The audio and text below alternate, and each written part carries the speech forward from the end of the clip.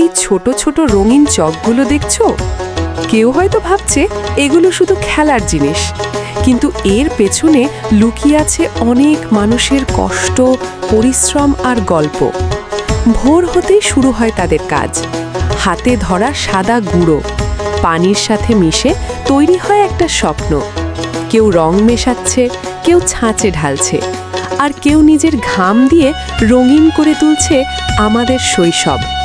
এই হাতগুলো স্কুলে যাওয়ার কথা ছিল, বই ধরার কথা ছিল, কিন্তু আজ তারা ধরে আছে কাজ, দায়িত্ব আর বাস্তবতা।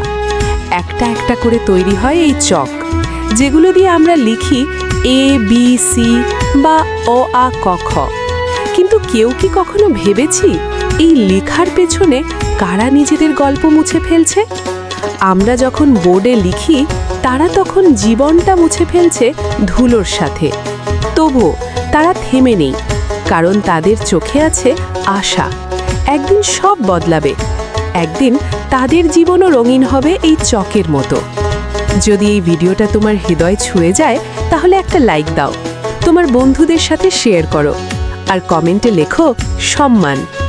যদি এমন বাস্তব গল্প দেখতে চাও, এক্ষুনি রাজিদুল শর্ট ফ্যান পেজটি ফলো করে দাও, কারণ তোমার একটা ফলো কারো জীবনের গল্প তুলে ধরার শক্তি দেয়।